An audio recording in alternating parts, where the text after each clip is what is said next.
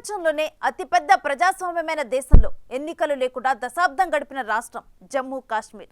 తాజాగా దేశంలోని 4 రాష్ట్రాలకు అసెంబ్లీ ఎన్నికల షెడ్యూల్ని విడుదల చేయగా అందులో కశ్మీర్ ఉండటంతో హడావిడి పెరిగింది. ఈ మధ్య ఉగ్రముఖల గోల ఎక్కువైన కశ్మీర్లో ఎన్నికలు సజావుగా సాగుతాయా అనే సందేహం కూడా వస్తోంది. ఇక కశ్మీర్కి కొత్త డీజీపీ అపాయింట్మెంట్ మరో సంచలనంగా నిలిచింది. ఇంతకీ ఈ ఎన్నికలు ఎందుకు అంత ప్రత్యేకంగా నిలుస్తున్నాయి? కొత్త డీజీపీ నలిన్ ప్రభాత్ ప్రభావం ఎలా ఉండబోతోంది?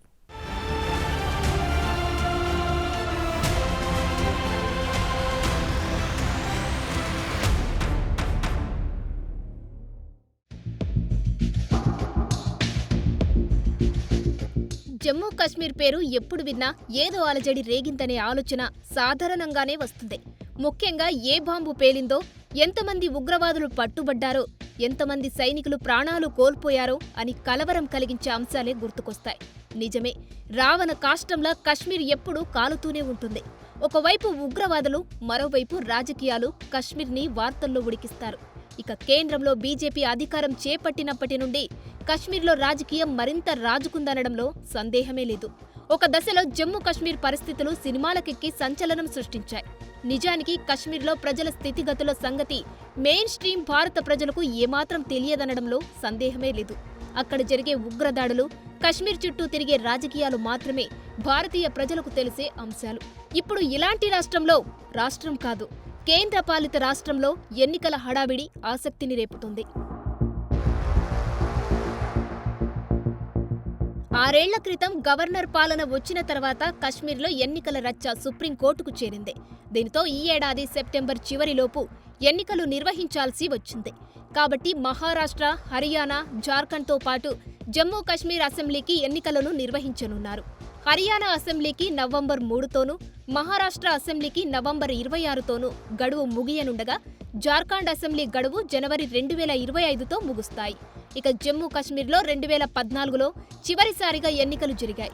ఇప్పుడు జమ్మూ కాశ్మీర్ అసెంబ్లీకి 3 విడతల్లో పోలింగ్ జరగనున్నట్లు భారత ఎన్నికల సంఘం ప్రకటించింది.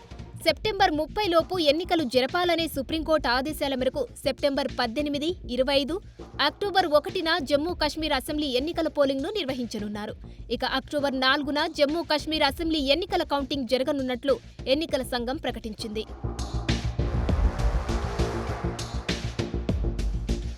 అయితే 2019లో జమ్మూ కాశ్మీర్ ప్రత్యేక హోదా రద్దు చేసిన తర్వాత, రాష్ట్ర హోదాను ఉపసంహరించుకున్న తర్వాత ఇవే అక్కడ మొదటి ఎన్నికలు. జమ్మూ కాశ్మీర్లో 2014 ఎన్నికల తర్వాత Jammu Kashmir people's democratic party, Bharatiya Janata party కూటమి రాష్ట్ర ప్రభుత్వాన్ని ఏర్పాటు చేసింది. ఈ ఎన్నికల్లో బీజేపీ ఎక్కువ సీట్లను గెలుచుకుంది. మెజారిటీ రాకపోవడంతో పీడీపీతో కలిసి గవర్నమెంట్లో భాగమయ్యారు. ఇక ఇందులో పీడీపీ అధినేత ముఫ్తీ మొహమ్మద్ సయీద్ ముఖ్యమంత్రి అయ్యారు. అయితే ముఖ్యమంత్రి ముఫ్తీ మొహమ్మద్ 2016 జనవరిలో మరణించారు. కొంతకాలం గవర్నర్ పాలన తర్వాత మెహబూబా ముఫ్తీ తదుపరి ముఖ్యమంత్రిగా ప్రమాణ స్వీకారం చేశారు. జూన్ 2018లో పీడీపీ నేతృత్వంలోని ప్రభుత్వానికి బీజేపీ మద్దతును ఉపసంహరించుకోగా జమ్మూ కాశ్మీర్లో గవర్నర్ పాలన విధించారు.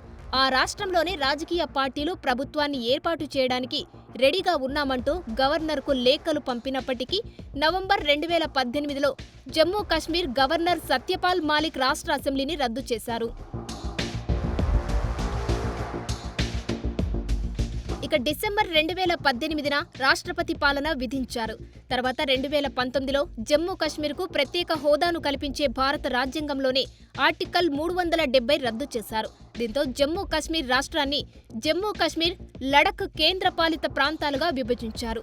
మరోవైపు ఇటీవల ముగిసిన లోక్సభ ఎన్నికల్లో జమ్మూ కాశ్మీర్లో 58.58% పోలింగ్ నమోదు అయింది. గత 3-4 దశాబ్దాల్లో కశ్మీర్లో ఎన్నికలు అత్యంత ప్రశాంతంగా జరిగింది కూడా ఈ ఎన్నికల్లోనే. కాగా గతంలో జమ్మూ కాశ్మీర్ అసెంబ్లీలో 107 స్థానాలు ఉండగా ఇప్పుడు 114కు పెరిగాయి. వీటిలో 24 సీట్లు పాక్ ఆక్రమిత కశ్మీర్లో ఉండగా మిగతా 90 స్థానాలకు ఎన్నికలు జరగనున్నాయి. వీటిలో జమ్మూ ప్రాంతంలో 43 స్థానాలు, కశ్మీర్ వ్యాలీలో 47 స్థానాలు ఉన్నాయి. అయితే ఆర్టికల్ 370 రద్దుతో జమ్మూ కాశ్మీర్ ఆర్థికాభివృద్ధి మెరుగుపడుతుండటంతో పాటు తీవ్రవాదాన్ని అరికట్టే ఛాన్స్ ఉంటుందని గతంలో ప్రధానమంత్రి నరేంద్ర మోడీ తెలిపారు. కానీ ప్రస్తుతం ప్రధాని మాటలకు భిన్నంగా జమ్మూలో ఉగ్రదాడులు రోజురోజుకు భారీగా పెరిగిపోతున్నాయని కశ్మీర్లోని విపక్ష పార్టీలతో పాటు కేంద్రంలో ప్రతిపక్షాలు కూడా ఆరోపిస్తున్నాయి. 2019 నుంచి ఇప్పటి వరకు దాదాపు 683 ఉగ్రదాడులు జరిగాయని, 258 మంది జవాన్లు, 170 మంది పౌరులు ప్రాణాలు విడిచారని ఇటీవల మల్లికార్జున ఖర్గే తెలిపారు. ఇక ప్రధాని నరేంద్ర మోడీ మూడోసారి ప్రమాణ స్వీకారం చేసినప్పటి నుంచి జమ్మూలో 25 ఉగ్రదాడులు జరగ్గా 15 మందికి పైగా సైనికులు ప్రాణాలు కోల్పోయారు. పదుల సంఖ్యలో గాయాల పాలయ్యారని మల్లికార్జున ఖర్గే పేర్కొన్నారు. ఇలాంటి పరిస్థితుల మధ్య జమ్మూ కశ్మీర్ డీజీపీగా ఉన్న ఆర్ఆర్ స్వైన్ పదవి విరామణ చేస్తున్న తరుణంలో కొత్త డీజీపీ నియామకం ఆసక్తికరంగా మారింది. త్వరలో జరగనున్న జమ్మూ కశ్మీర్ అసెంబ్లీ ఎన్నికల నేపథ్యంలో జమ్మూ కశ్మీర్ రాష్ట్రానికి డైరెక్టర్ జనరల్ ఆఫ్ పోలీస్గా 1992 బ్యాచ్ ఆంధ్రప్రదేశ్ క్యాడర్ ఐపీఎస్ అధికారి నళిన్ ప్రభాత్ నియమితులయ్యారు. కేబినెట్ నియామకాల కమిటీ ఈ మేరకు ఉత్తర్వులు జారీ చేసింది. ఇప్పటి వరకు నేషనల్ సెక్యూరిటీ గార్డ్స్ ఎన్ఎస్జీకి అధిపతిగా పనిచేస్తున్న ఆయన్ని కేంద్ర ప్రభుత్వం ఏరికోరి జమ్మూ కశ్మీర్ బాధ్యతలు అప్పగించింది. సీమాంతర ఉగ్రవాదుల దుశ్చర్యలతో సతమతమవుతున్న ఈ రాష్ట్రంలో అత్యంత సవాళ్లతో కూడిన ఎన్నికల ప్రక్రియను సజావుగా నిర్వహించేందుకే ఈ నిర్ణయం తీసుకున్నట్టు అర్థమవుతుంది. ప్రస్తుతం ఆయన జమ్మూ కశ్మీర్కు ప్రత్యేక డీజీపీగా విధులు నిర్వహిస్తున్నారు.